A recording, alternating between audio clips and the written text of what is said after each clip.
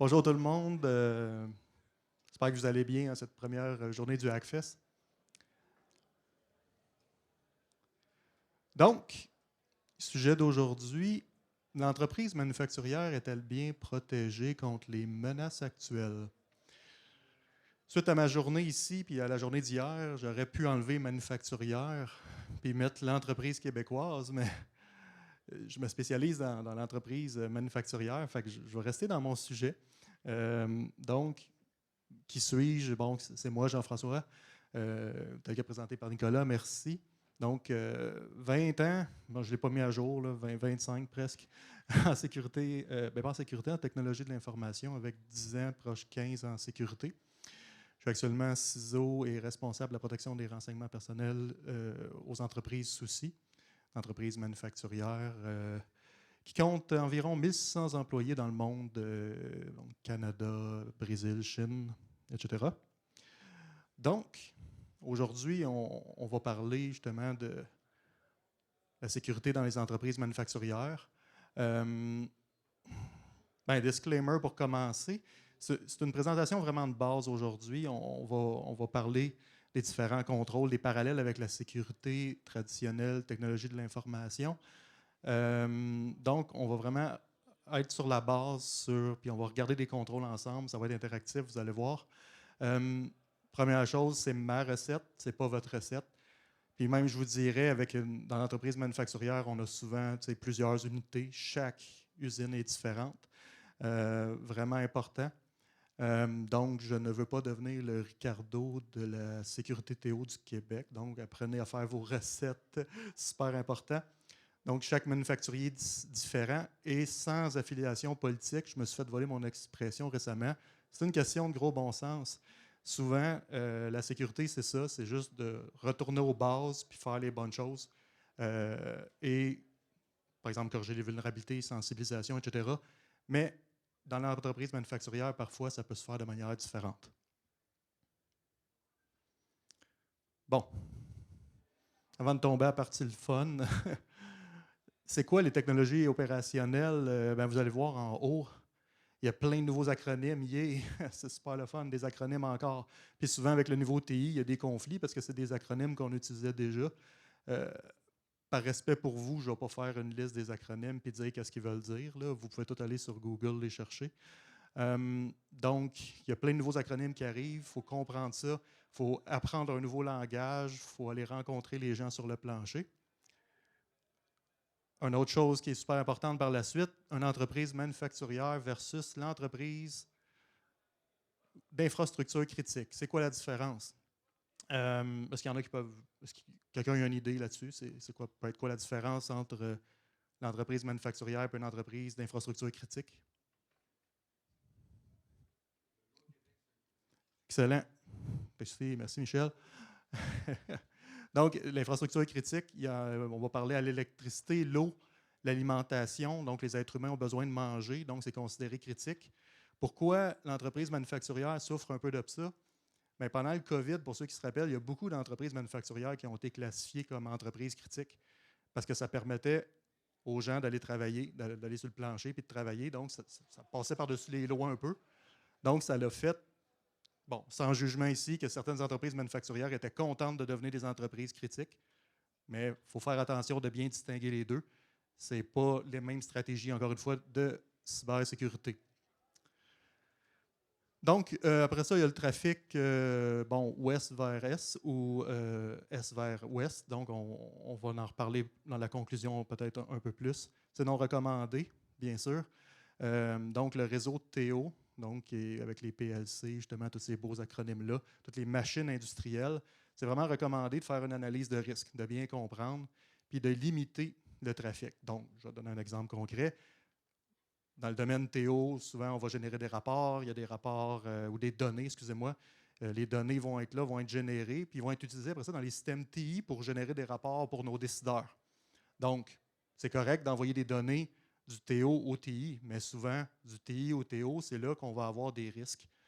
Je ne dis pas de ne jamais le faire, mais quand on a des communications bidirectionnelles, c'est non recommandé, c'est de bien analyser le risque et le comprendre et surtout le limiter. Ensuite, bien, la triade traditionnelle de cybersécurité, j'espère que vous la connaissez tous, confidentialité, intégrité, disponibilité. Mais en Théo, on va venir tourner le triangle. On va venir, donc la disponibilité va devenir vraiment, vraiment importante, va devenir en haut du triangle. OK? La confidentialité est encore là, elle est tout petite. Vous le voyez, là, j'ai réduit la police là, de manière, on va dire, intentionnelle. Elle est encore là. Des fois, il y a des machines, il y a du privé là-dedans, il y a de la confidentialité, il y a de la défense, c'est important. Mais en général, c'est la disponibilité qui prime. Pourquoi? Santé, sécurité et rentrer sain et sauf à la maison. Donc, dans l'entreprise manufacturière, il y a des gens, il y a des travailleurs qui se lèvent tous les matins, qui s'en vont dans les usines. Il y a des capteurs, il y a des activateurs, il y a des portes automatiques. Puis si jamais il y a une personne malveillante qui réussit à rentrer là-dedans et à briser la disponibilité d'un capteur, ça fait en sorte qu'une personne peut rentrer à la maison, un bras en moins, une jambe en moins, ou même, oups, s'accrocher à la nappe, ou pas en vie du tout. Donc, notre priorité en Théo doit être toujours de prioriser la disponibilité pour assurer la sécurité des êtres humains, des travailleurs, sur site. Pourquoi? Maintenant, on se pose toujours la question pourquoi? Pourquoi on fait justement de la cybersécurité en général? Ouais, OK.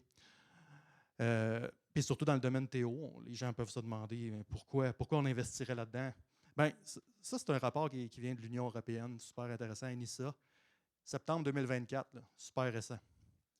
Vous avez, donc ils vont traquer là, les principaux groupes malveillants actifs dans le monde. Donc ici, on a Lockbit, Clop et Play, là, qui sont les top 3. Si vous regardez en rose, pas en rose c'est le retail. J'ai du retail aussi chez Souci, n'oubliez pas.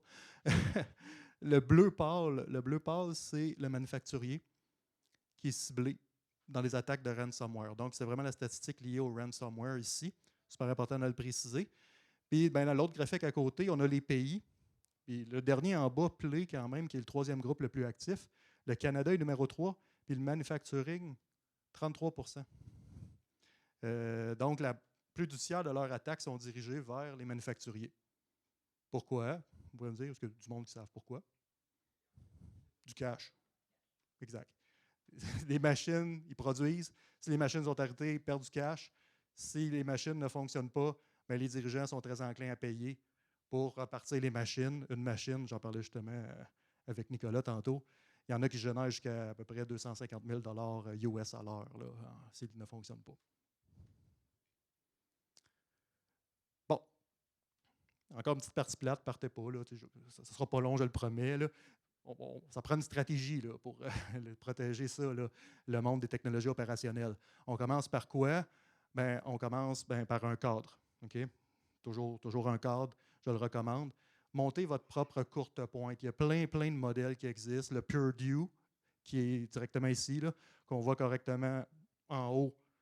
Le traditionnel réseau TI avec tous les niveaux après ça de différentes machines du domaine industriel.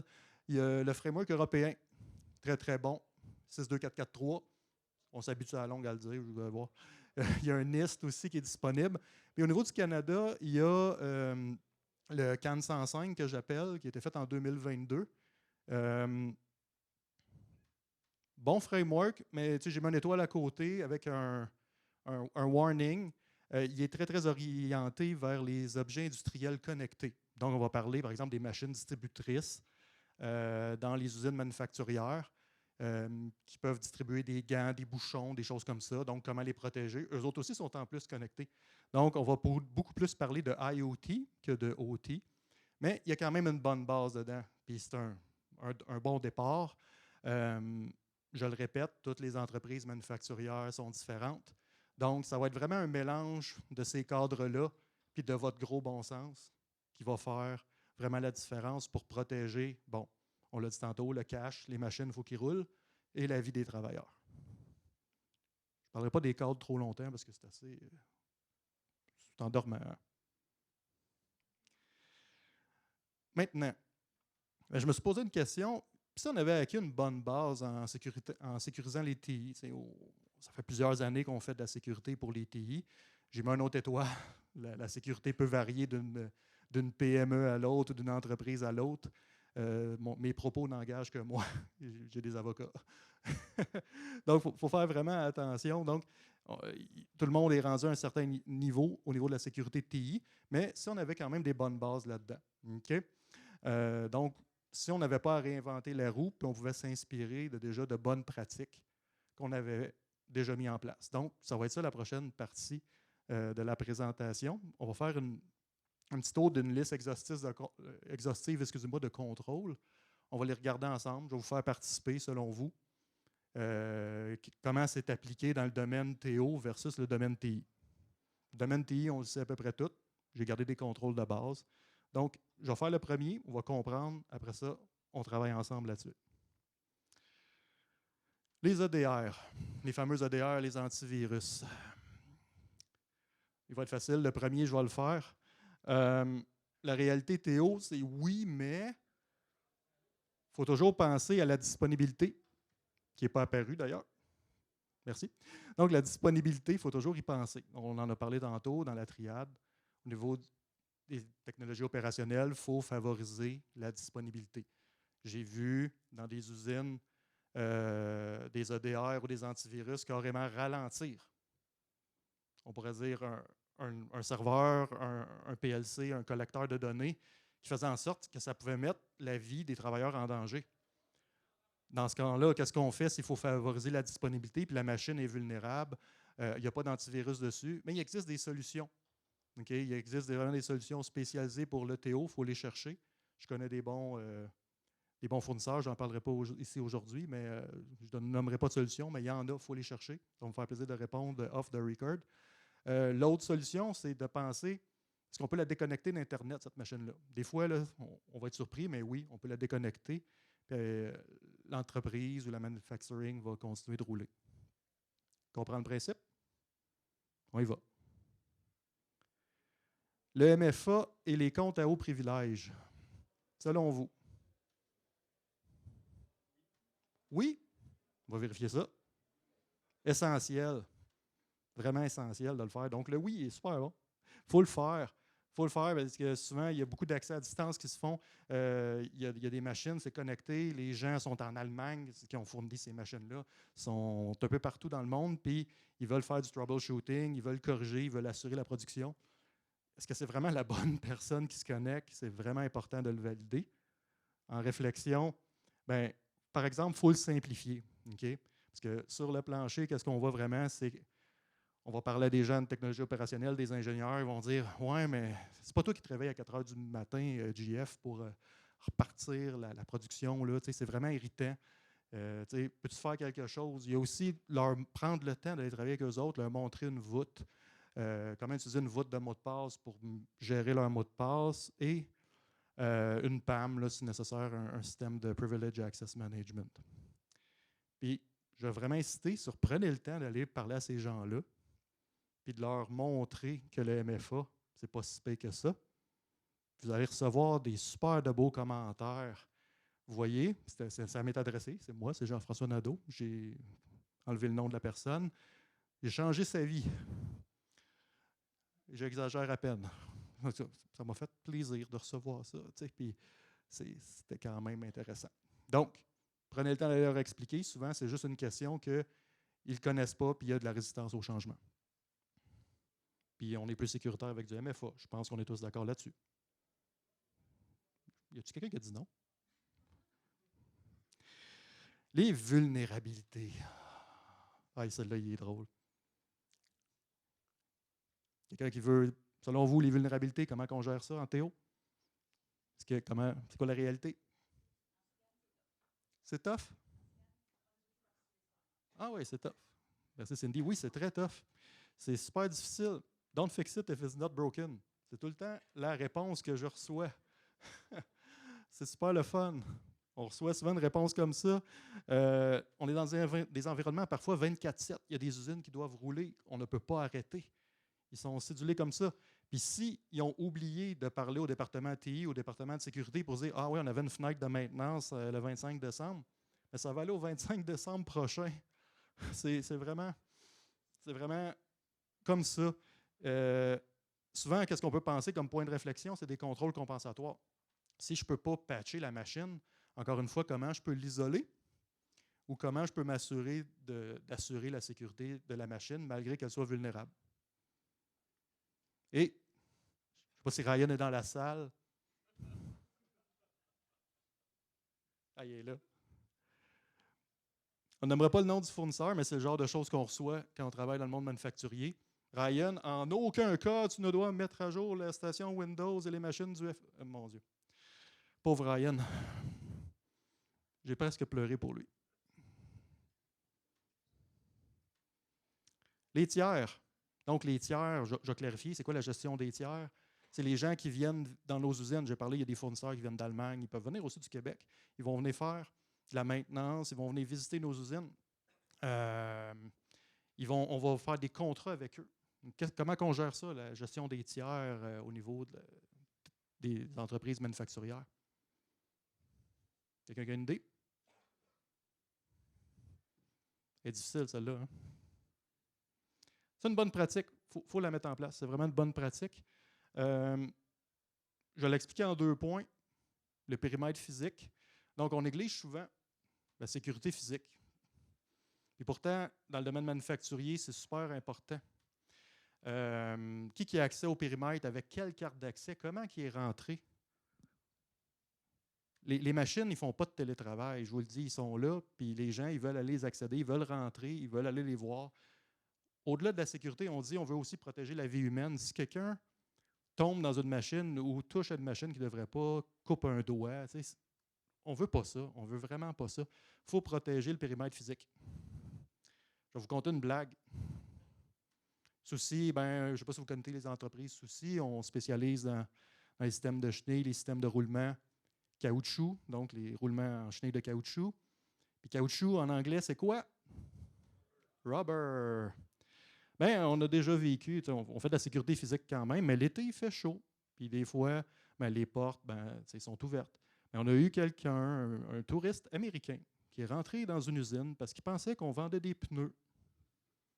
Non, ne fait pas ça encore. Ça nous a donné une idée quand même de business, mais c'est quand même dangereux. Il a été intercepté quand même avant, puis il a dit qu'est-ce que tu fais ici? Donc, il n'est pas allé très loin. Donc, c'est vraiment en sensibilisation ici de sécurité physique, de ne pas avoir peur, de dire aux gens qu'est-ce que tu fais dans mon usine ou de barrer nos portes. Mais des fois, il y a des réalités qui font que des fois, il fait chaud en usine l'été, fait qu'on ouvre pour la santé des travailleurs. L'autre point, les requis contractuels. Si vous achetez des nouvelles machines, surtout s'ils valent très, très cher, ces machines-là, puis ils ont un système embarqué, il y a des beaux villages d'ailleurs, système embarqué, SCADA, allez voir ça. Mais c'est pas avoir peur d'impliquer le légal, okay? Faire des négociations avec le fournisseur pour pas. Il faut sauver le soldat Ryan. T'sais. On ne peut pas avoir encore des courriels comme ça longtemps. On doit être capable de mettre à jour les systèmes de ces fabricants-là. Il faut le négocier au niveau légal. Il faut faire comprendre à notre département légal pourquoi c'est important et le faire. Les accès à distance. Est-ce que quelqu'un veut se risquer sur ça? Pardon? Sur rendez-vous, j'aime ça. J'aime mieux ta réponse. C'est un casse-tête, les accès à distance. On a beaucoup de solutions, il y a beaucoup de fournisseurs qui interagissent sur une chaîne de production. Il y a beaucoup de solutions, ils sont toutes connectées maintenant et ils ont toutes une façon différente ou un VPN différent. C'est le fun. Donc, les pistes de réflexion. Avoir une solution standardisée. Donc, chez vous, offrir un standard, en avoir un, de dire que c'est celui-là qu'on utilise, c'est celui-là qu'on préconise, puis dire au fournisseur, je t'encourage à l'utiliser, je vais te créer un compte, je vais gérer ton identité. Donc, j'ai une solution standard.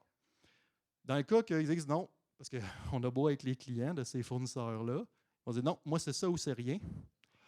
Une analyse de risque, puis on se bâtit une liste de solutions d'accès à distance approuvées. Puis il y en a une chose que j'avais discuté avec Nicolas, notre hôte, puis je suis allé trop vite là-dessus, qu'a vécu. Allez googler Shrew VPN, puis trouvez-moi la date de la dernière mise à jour de la version stable de ShrewVPN. Nicolas va donner un shooter à celui qui trouve la bonne réponse. Non, c'est pas la semaine passée. 2000 quoi? Non. T'es proche, par exemple. Non. Il y a personne qui l'a trouvé sur Google, ShrewVPN. Un VPN connu, je comprends pas. 2013, merci Cindy. Vous voyez, un VPN très, très à jour, très connu. Je suis sûr que, y a quelqu'un ici qui connaissait ShrewVPN avant cet après-midi? Non? Mais je me le suis fait demander. L'inventaire et la surveillance des actifs.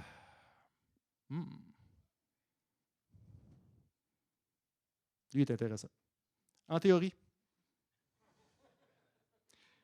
c'est dur au niveau TI de faire ça. Imaginez au niveau TO.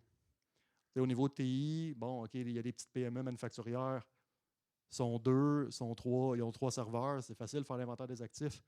Mais dans des PME, que des fois, tu as 500 serveurs, il y en a plus que 500, il y en a 501 ou il y en a 499, on ne sait pas. C'est super important. Je ne dis pas que c'est pas important, il faut le faire. Mais en théorie, là, c'est très bien. C'est un beau vœu pieux. Donc, recommandation de réflexion, découvrir ce qui est normal. Encore aujourd'hui, je ne parlerai pas de solutions, mais il existe des solutions pour essayer de découvrir c'est quoi le trafic normal, puis de le cartographier, ce trafic-là. Puis après un certain temps, s'il y a du trafic qui change, de dire pourquoi c'est pas pareil? Pourquoi ça a changé tout d'un coup? Puis si ça l'a changé, peut-être que c'est l'équipe d'ingénierie qui a installé un nouveau PLC, un nouveau SCADA pour aller chercher des données. Ah, OK, tu ne me l'avais pas dit. Ah non, OK, un autre problème, mais on n'en parle pas aujourd'hui. L'autre point de réflexion, segmenter. Ça, c'est un super de beau mot. Là. Il y a plein de monde qui vont parler de segmentation réseau, segmenter le réseau TI-OT. C'est super important. Dans une usine que tu as achetée qui date des années 1950, bon, qui a été câblée quand même pas en 1950, mais qui a été câblée des années 90. Encore une fois, en théorie, segmenter, good. Pas toujours pratique. Dans une nouvelle usine, par exemple, je vous le conseille fortement. Si vous partez d'une nouvelle usine, votre board arrive, OK, il y a une nouvelle usine, on suggère la segmentation, super important. Séparer TI, TO. Pourquoi? On a une idée pourquoi on segmente? Pourquoi on fait ça, la segmentation? Pardon? Exact. Oui, oui, exact. Puis aussi, on assure la production. S'il y a une attaque sur le réseau TI, le réseau TO, lui, il peut continuer. On a parlé tantôt, trafic Est-Ouest. Donc, on assure que le réseau TO, bon, on pourrait l'assurer qu'il n'est pas touché, en espérant que les hackers ne l'aient pas trouvé. Mais c'est ça, ça peut permettre de continuer la production. Les tests d'intrusion. Ah, lui, je l'aime. Dommage que le ministre soit parti. Est-ce qu'il y a les tests d'intrusion? Il y a des pentesters ici? OK. Selon vous, le test d'intrusion, est-ce qu'on en fait dans le réseau TO?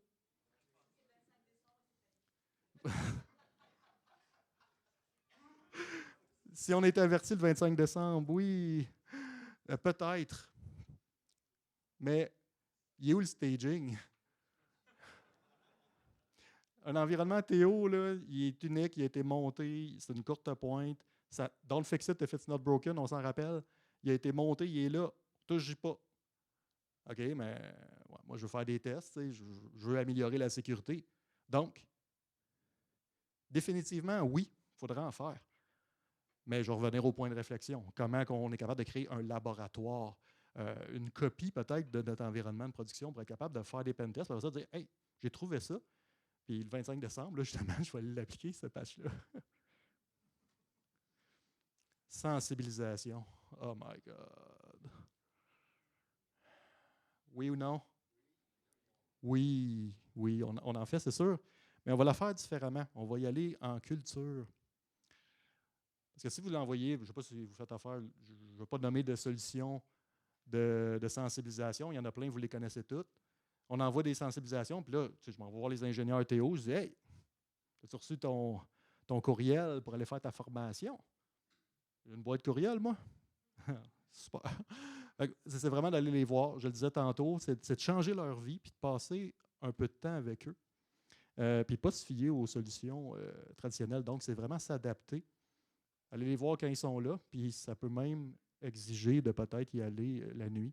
Parce qu'il y a des équipes de nuit. Oui, on peut aller les voir, ils sont super fins, en général. Lui, il est super facile. S'il y a quelqu'un qui a de mauvaise réponse à celle-là, copie de sauvegarde dans le réseau Théo. Absolument. Toujours des copies de sauvegarde. Donc, il faut les faire, ces copies de sauvegarde-là. Faites-le. Je n'insisterai pas jamais assez.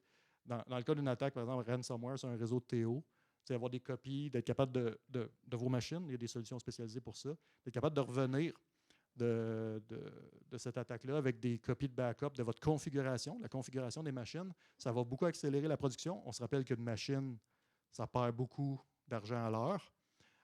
Des vies humaines en jeu, n'oubliez pas ça. Donc, faites-le, puis laissez pas la copie de backup sur le serveur PLC directement. Déjà vu. Oui, laissez-la directement. Et le dernier contrôle, avant la conclusion, je les ai mixés ensemble. Je sais que c'est deux piliers, là, réponse aux incidents et résilience. Selon vous, c'est le dernier. Oui, je pense que oui, hein, tout le monde est d'accord avec ça. Oui, ouvrez les yeux et les oreilles. Écoutez 3 fois plus que vous allez poser de questions. C'est bien de poser des questions, mais il faut leur laisser le temps dans un exercice, un Business Impact Assessment, par exemple, les gens ils vont vous dire des choses qui vont parfois vous surprendre. Dans le réseau Théo, qui est très différent. En finance, ils vont tous te dire hey, moi, je veux mon SAP. Ouais, super. En Théo, ce n'est pas ça qu'ils vont vous dire. D'après vous, par exemple, entre Outlook et des téléphones, qu'est-ce qu'ils vont choisir?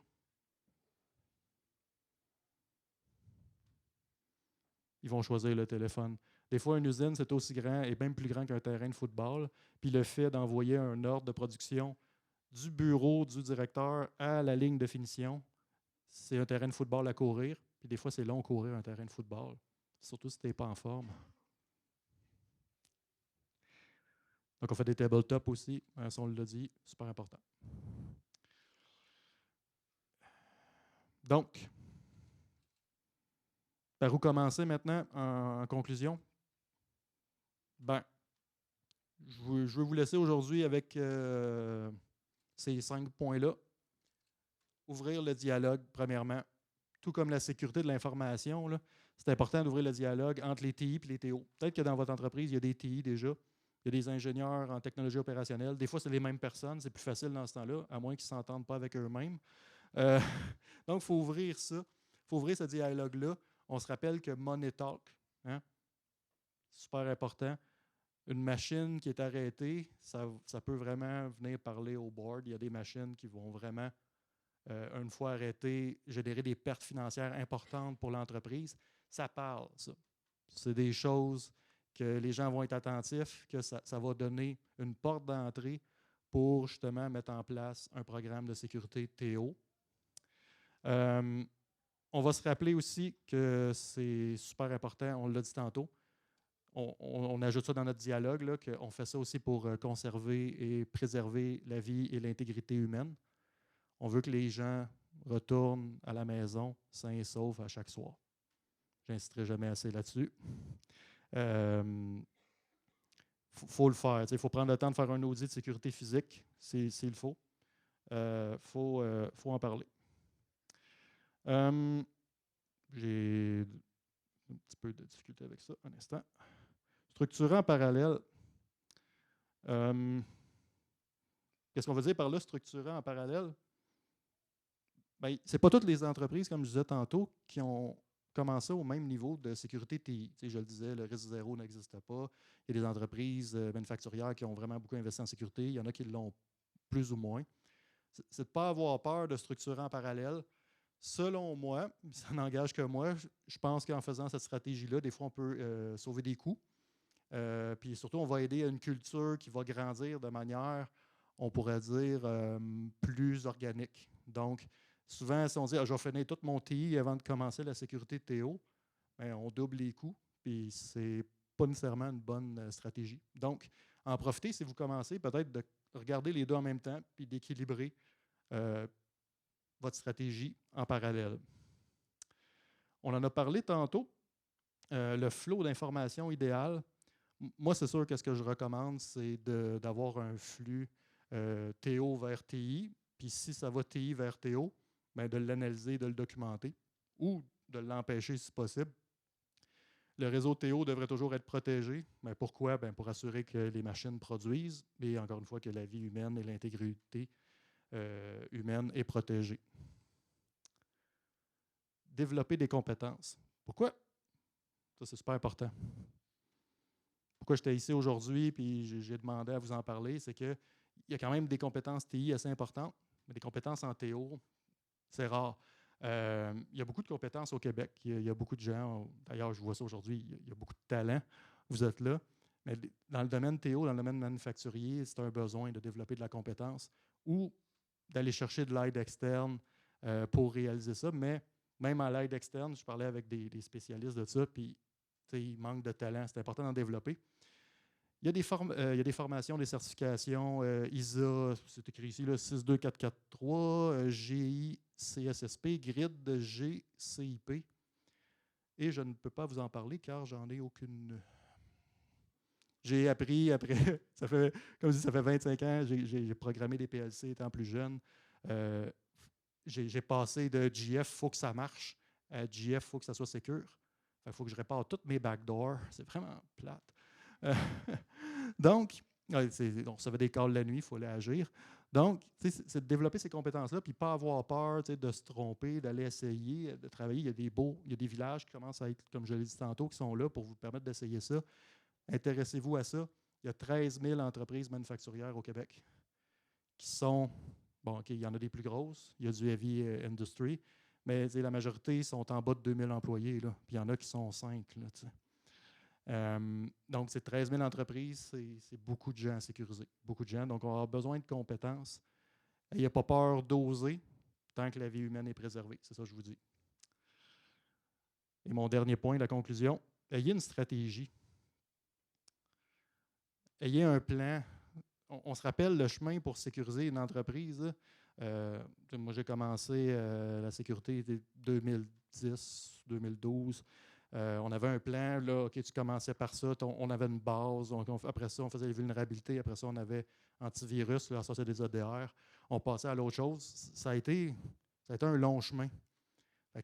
Ça va être la même chose pour les TO. Il va falloir établir une stratégie. Pas essayer de reproduire en un an tout ce qu'on a fait en 10 ans en TI. C'est impossible. Du moins au niveau de la santé mentale. Je peux dire, on peut accélérer par nos connaissances qu'on a acquises, mais établissez-vous un plan. Okay? Choisissez vos contrôles de sécurité. Il n'y a personne qui a un budget illimité, surtout dans les entreprises manufacturières au Québec. On est en récession actuellement. J'étudie ça, moi. C'est pas vrai. On n'est pas en récession. Tout va bien. Continuez à acheter. Non. Mais les entreprises manufacturières, on le sent, la production baisse actuellement, puis c'est très cyclique. On sait que ça va revenir, mais des fois, les budgets sont plus grands, des fois, ils sont moins grands. Donc, il faut choisir les contrôles, faire les contrôles de base, c'est les plus importants. On a vu ensemble quelques contrôles de base, là, on les a regardés. Il y en avait bien d'autres, on aurait pu continuer, mais c'est vraiment eux autres qu'il faut appliquer. Et surtout, adaptez-vous, comprenez les risques propres à l'usine, l'industrie manufacturière dans laquelle vous êtes actuellement. Super important. S'adapter, mettre les bons contrôles en place et prioriser la vie humaine et la continuité des opérations. Merci à tous.